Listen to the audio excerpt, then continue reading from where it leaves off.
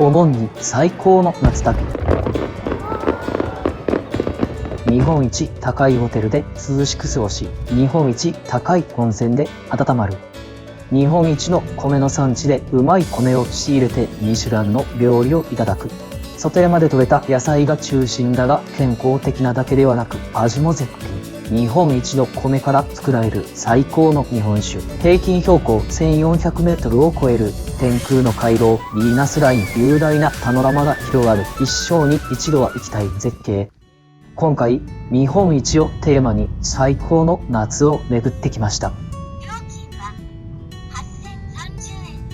日本一高いホテルがある立山、日本一の米で有名な南魚沼、日本一の規模の花火大会がある諏訪を車で巡る旅です。諏訪湖の花火大会は例年8月15日に開催されるため、このプランはお盆旅行におすすめ。まずは涼を求めて立山から、ここだけなら電車でも来れますが、いろいろ巡るので車です。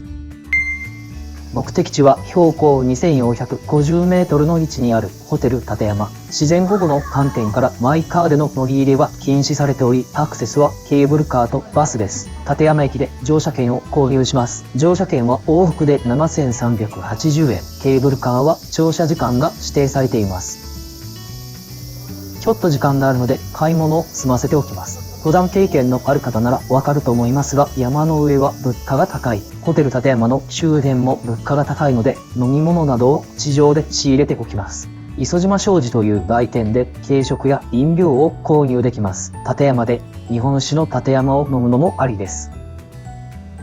地元のホップと湧水で作ったクラフトビールも買う。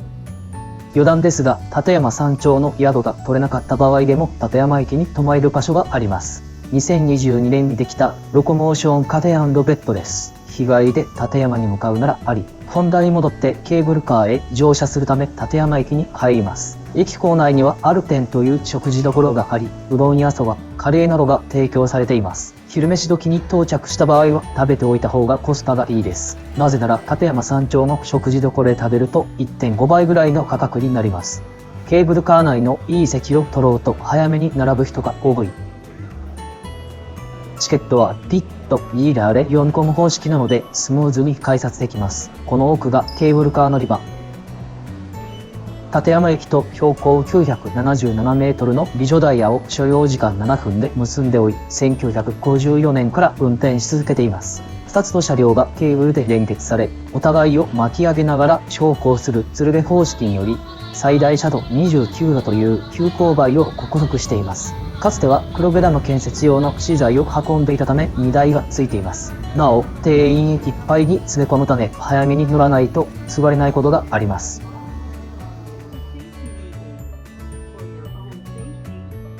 美女平に到着。ちなみに画角が安定しないのは80リットルのスーツケースを担いでいるためです。階段しかないのでリュックで来ることをお勧めします。美女平から立山室堂までは環境配慮型のハイブリッドバスで向かいます。標高差約1500メートル、距離約23キロを約50分かけて運行しています。立山高原バスに乗って立山室堂へ向かう場合、進行方向の左側に座った方が景色がいいです。道中、称名滝や三田ヶ原という湿原、天狗平などの見どころがバッチリ見えます。三田ヶ原は周遊コースが設定されており、木道の上を散歩することもできます。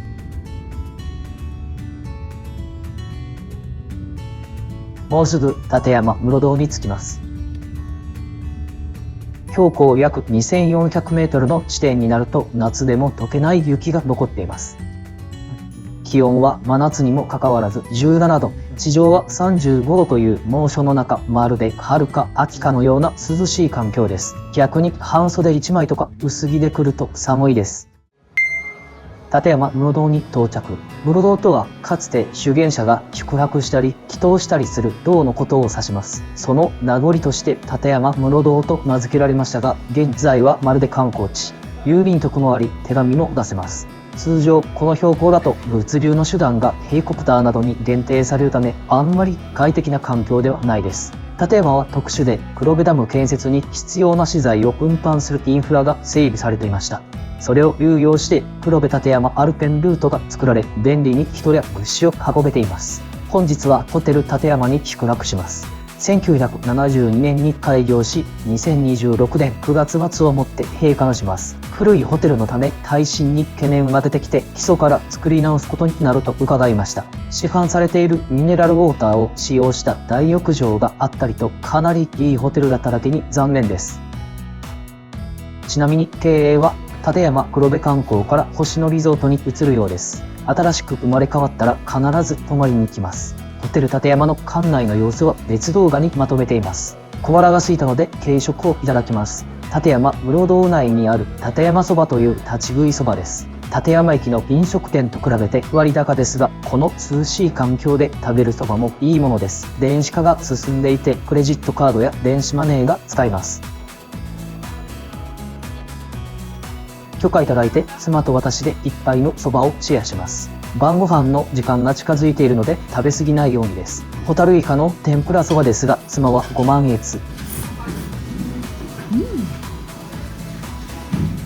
実際そば自体には特徴がないものの、出汁がうまいんです。おそらく使っている水がいいと思われます。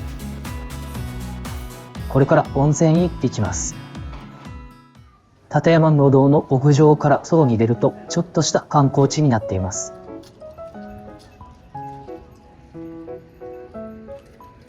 ここでは市販されているミネラルウォーターが湧き出ていて、無料で飲用できます。立山に降った雪が地中で200年から300年かけてろ過された水です。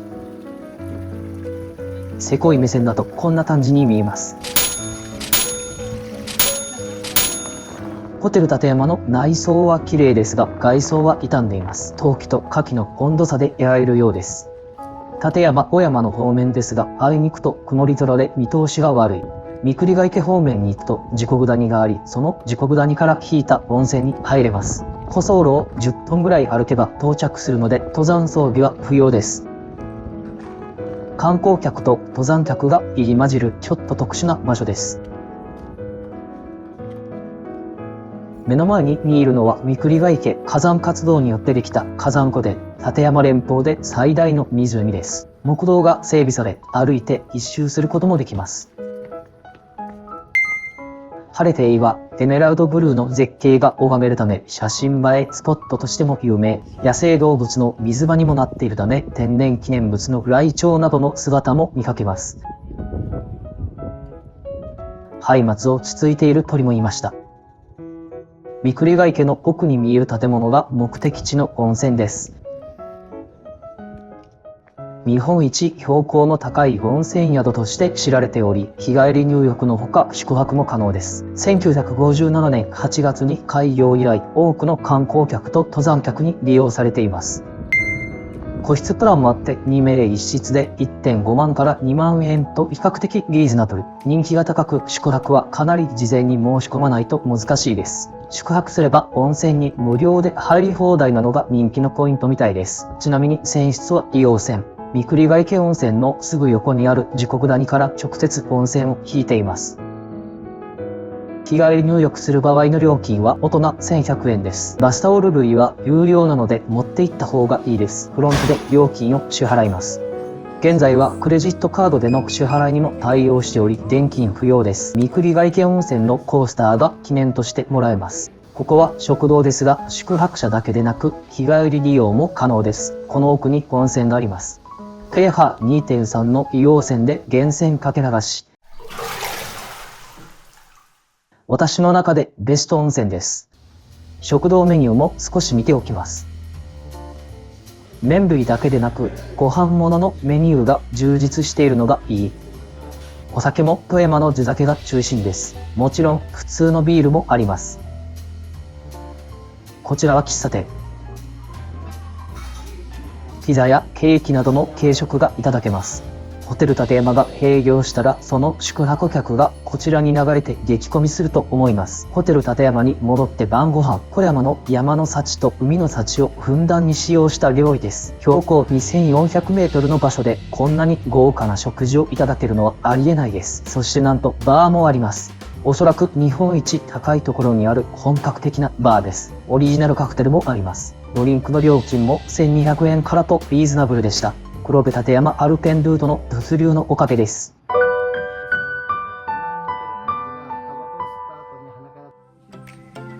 本日は立山から東西の境界線である糸魚川を越えて南魚沼へ向かいます。名残惜しく散策していると山岳警備隊の車がやってきました。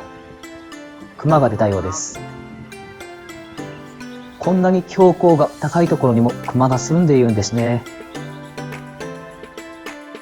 そろそろ下界へ戻ります。まだ11時過ぎですが、降りるのに1時間半くらいかかるので急ぎです。宿のチェックインに遅れてしまう。高原バスの運行は40分に1本しかないので、時刻表はチェックしておいた方がいいです。相変わらず最高の宿でした。次は星野リゾートで生まれ変わったホテルに泊まりに来ます。下界に着きましたが、めちゃくちゃ暑いです。今朝まで17度という涼しい環境にいたので、いきなり35度はきついです。車のエアコンをガンガン効かせながら新潟を目指します。東京から北陸新幹線で2時間20分で来れる黒部宇奈月温泉駅です。セメント、化学、素材系工業が多い糸魚川近辺、日本有数の鉱物、岩石資源の宝庫であり、港もあるため臨海工業に最適です。目の前に見えるのは石灰岩を使用するセメント工業です。南魚沼に到着。先ほどとは打って変わって稲を刈り取る前の田園風景が広がります。日本一うまいコシヒカリの産地として有名ですが、冬は温泉やスキーリゾート地としても人気です。盆地のため夏は蒸し風呂、冬は極寒の地ですが、それが逆に米作りに適しているのだそう。厳しい気候の中、綺麗な雪解け水で育った米は旨味たっぷり。トマトとかもそうですが、厳しい環境ほど栄養を蓄えようとするそうです。さて、本日のお宿は里山十条、大沢山温泉という南魚沼の西側にあり、2014年に自然、地域、暮らしを感じられる全13室の宿としてオープン。築150年の古民家を現代風に改装し、懐かしさと新しさを両立しています。ここでは野菜がうまいミシュラン飯が食べられます。客室は和室、和洋室のほか、露天風呂付き客室もあり、里山を眺めながら温泉に浸かれます。ちなみにここは秋と冬の人気が高く予約が若干難しい。逆に夏場は比較的空いており、リーズナブルな価格で宿泊できます。宿泊客も少なく快適な環境で過ごす里山の夏もありです。晩ご飯は夏の南魚沼の野菜を使用したメニュー。寒暖差の大きな地で育った旨味たっぷりの野菜は至高のうまさ。仕込みに5日かけている料理もあるようで、質の高さを感じる料理たちでした。もちろん南魚沼の米は格別にうまかった。飯がうますぎてまた困りに来ます。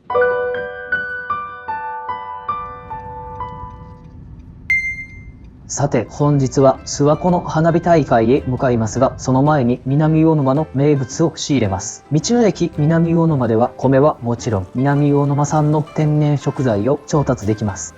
普通の椎茸の大きさは10倍、旨味は3倍のキノコです。アワビのようなうまさ。山菜も安くてうまい南魚沼。日本酒のラインナップも多いですが、地元限定品はなし。南魚沼産のコシヒカリを買います。高いなぁ。もう少し後に来れば新米が手に入りますが仕方なし。車で来ているのでたくさん買いだめして帰宅へ使います。南魚沼の限定地酒を調達すべく地元の酒屋を訪問しました。Google レビュー 4.4 の酒屋でしたが数値以上に良かったです。越後屋という名称から新潟で昔から営業している酒屋のようです。特に天神林という日本酒は地元で人気だそう。緑川は全国的に有名ですね。これも魚沼のお酒。県外に出していないお酒も含めていろいろ買いました。ちなみに天神林の大吟醸はめっちゃうまかったです。これから諏訪湖の花火大会を見るために長野へ向かいます。毎年8月15日に開催され、約4万発の花火が打ち上げられる日本最大の花火大会です。花火大会の日は宿の値段が高騰し、平常時の5倍ぐらいします。少し時間に余裕があったため寄り道します。日本一標高の高い山の頂で作ったコシヒカリを使用しておにぎりにしているお店。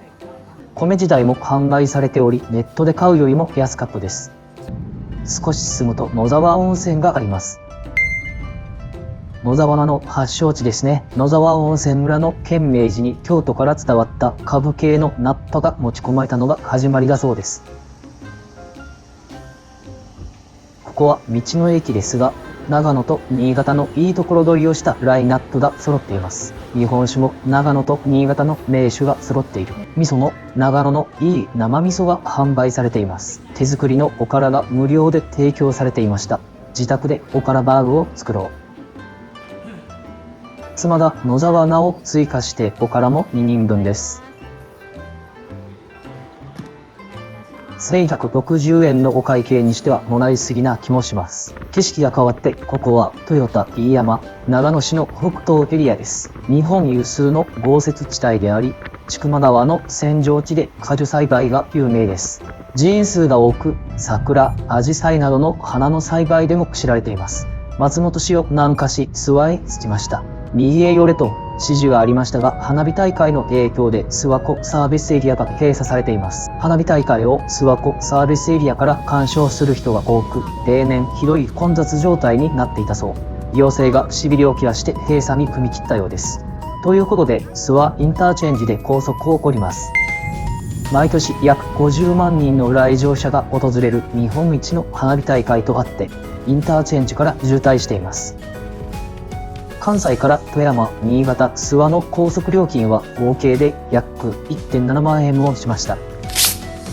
通常は1万円以下で宿泊できる宿が 3.6 万円もします。これでもかなりコスパよく組まれた部類です。花火大会の日はタクシーが捕まらないらしいですが、早い時間だったせいか運よくゲット。どこから花火を見るのがいいかタクシーの運転手に聞きましたが、立石公園が良さそう。ただ、交通規制のせいで、麓のセブンイレブンくらいまでしかタクシーで行けませんでした。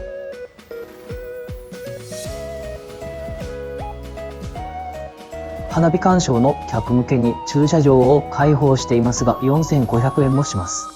諏訪湖の花火大会を侮っていました。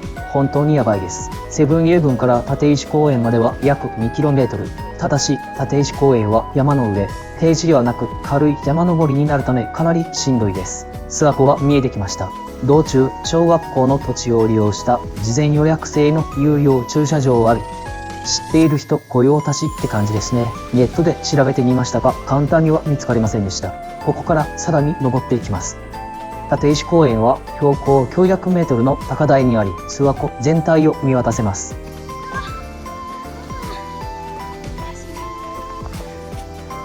花火大会を俯瞰的に見ることができ、湖に環境した花火も音もよく聞こえることから隠れた鑑賞スポットです。ちなみに本当かどうかわかりませんが、諏訪湖は映画君の名はの糸守湖のモデルとも言われています。開始2時間前ですが、すごい人の数です。みんな場所取りしています。そろそろ花火が始まりそう。19時から少し遅れて開幕を告げるすだれ花火が打ち上がりました。湖上ならではの花火大会で水面から低い位置で打ち上げる花火もあります。湖面に反射する花火の光も相まって幻想的な雰囲気を醸し出しています。音の反響がいいのは諏訪湖は四方を山に囲まれた地形だからです。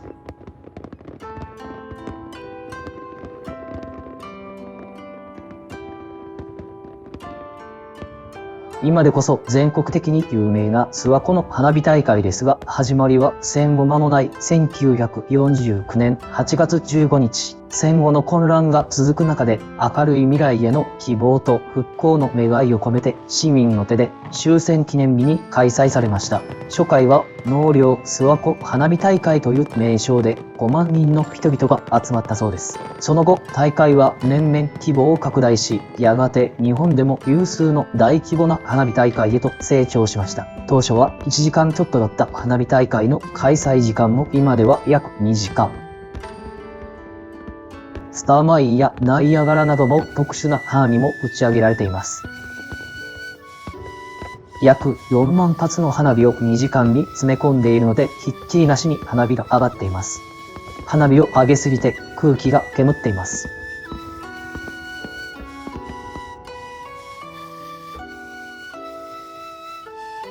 地元の方に伺ったのですが、諏訪湖の花火大会にはジンクスがあり、花火大会中に雨が降るそうです。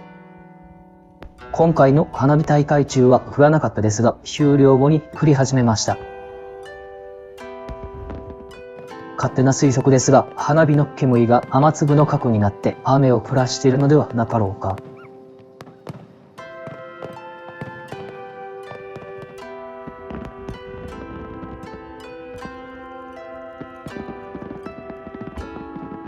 おやすみなさい。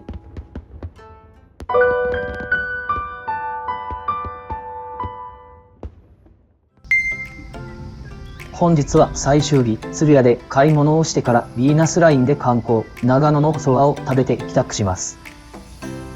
鶴屋とは長野県を中心に展開するご当地スーパーでうまい長野名物が格安で手に入ります。豆腐が 900g で198円と高コスパ、とちおの手揚げも99円。野沢菜漬けも 180g 入って199円。原材料名にそば粉が一番初めに書かれている川上そば、ワインに使用されるブドウを使用したジュース、妻のお気に入りです。えのきだけもたっぷり入って99円。最終日に保冷バッグに入れて持ち帰ればしばらく長野気分が自宅で味わえます。続いてヴィーナスラインへ。茅野市と美ヶ原高原を結ぶ全長約 76km の日本屈指の絶景ドライブロード、ヴィーナスのように美しい高原というのが名前の由来です。最高地点の標高は 2000m と高所であるため、夏場でも気温は20度前後。道中の白樺湖のほとりは人気の避暑地になっています。日帰りで訪問するなら車山高原という絶景スポットがあり、リフトで標高 1925m の車山の山頂へ行けます。天気が良ければ山頂から八ヶ岳、南アルプス、北アルプス、富士山まで見渡せます。バイクでツーリングしてもめっちゃ気持ちよさそうな道です。ヴィーナスラインの山々は高駅がほとんどなく草原みたいになっています。これは人の手が入っているからです。歴史的には江戸時代、キューバの放牧や冬の茅の採取が行われてきました。木の芽が育つ前に刈り取られ、背の低い草だけが残る場所になっていたのです。そもそも標高が高く木が成長しにくいという理由もあります。車山高原に到着しました。ヴィーナスライン上にある最も有名な観光スポットであり、先ほど紹介したリフトのほか、レストランや喫茶店なども充実しています。たくさんの観光客で広大な駐車場が満車。ラックテラスという2025年7月にオープンしたレストラン。長野県産の素材を使用したアイスクリームや長野産のビール。一番人気のシェフのラムカレーなどがあります。1時間待ちだそうです。後でそばを食べる予定なので、シェフのラムカレーは諦めてリフトに乗ります。ここは標高 1600m ですが、1925m まで山登りはせずに行けるので観光客に人気。スカイライナーとスカイパノラマという日本のリフトを乗り継いで約15分の空の旅です。乗車券は往復で2500円と少し高いですが、景色代です。チケットをスタッフに見せてリフトに乗車。安全バーを下げて発進です。先ほども少し触れましたが、車山は江戸時代には放牧や茅の採取を行う生活の場でした。江戸時代以前には霧、雷、風を司る神の山として信仰が集められていました。山頂には車山神社があり、諏訪大社と深い関係があります。諏訪信仰という自然の力を神として祀る信仰があり、車山はその神が降り立つ山、諏訪大社はその神が人の里を司る場所として認知されていました。北アルプス周辺は立山、白山など山岳信仰が多い気がします。槍ヶ岳に登った時も諏訪の神と関係があるとか山小屋で聞いた記憶があります。信仰関係は詳しくないので話半分で聞いておいてください。スカイライナーを降りました。ここからハイキングでも山頂へ行けますが、チケットを持っているのでスカイパノラマに乗ります。スカイライナーの時と同じくスタッフでチケットを見せて乗車。念のためお伝えしておきますが、この映像は加速しています。この速さでリフトが動いていたら怖すぎです。リフトに乗る前は長袖1枚で適温でしたが、少し寒くなってきました。標高が300メートルちょっと上がっているので、気温は約2度低下しています。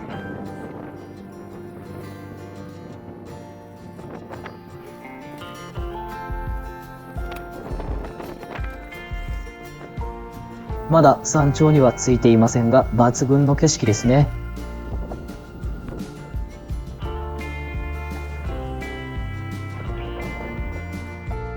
スカイパノラマを降りて山頂へ向かいます。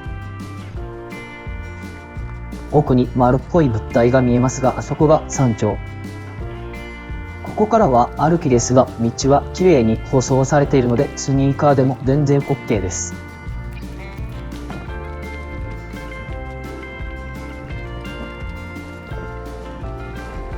最後の登りも階段とスロープがあり、足腰が弱っていく方への配慮を見られます。山頂に到着。車山神社はしょぼく見えますが、山岳信仰あるあるです。山自体がご神体なので立派な社殿は不要というわけです。雲外蒼天という文字があります。困難や試練を乗り越えた先には必ず青空が広がっているという意味だそうです。昔の人がいいこと言いますね。ここはパノラマビューとなっており、絶景が拝めます。晴天であれば富士山も見えるそうですが、雲がかかっていて見えません。立科山と白樺湖は見えました。白樺湖のほとりにも今度宿泊してみたいです。そろそろ下界に戻りましょうか。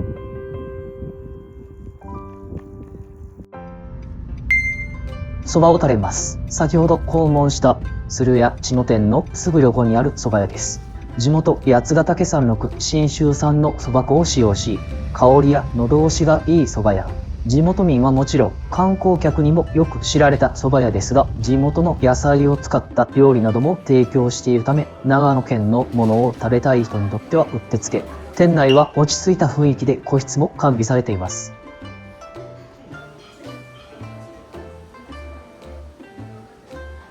お値段は高めですが、10割そばの技術業だと思っておきます。お目当てのトウモロコシ、夏の茅野に来たら絶対食べるべき。昼夜の寒暖差が大きく、夜の低温により糖分が消費されにくいため、非常に甘みが強くなります。ゴールドラッシュ、未来、レグミなどの品種が有名。直売所なら浜田農園が有名で、夏限定で購入可能です。今回は時間がなくて立ち寄りませんでしたが、ぜひ行ってみてください。10割そばが到着。地元民は意外と28を好むそうですが、私は10割も好きです。そばを食べ終わったら自宅へ帰ります。富山、新潟、長野で日本一を巡り、最後に諏訪湖の花火大会で締めくくる3泊4日でした。立山、南魚沼、諏訪と見どころが多い地で充実した時間を過ごせました。個人的にはとてもおすすめの旅行プランです。関西からだけではなく関東からでも行きやすいと思います。関東からなら南魚沼、立山、黒部立山アルペンルートで長野に入って諏訪ですね。車がなくても公共の交通機関だけで完結できます。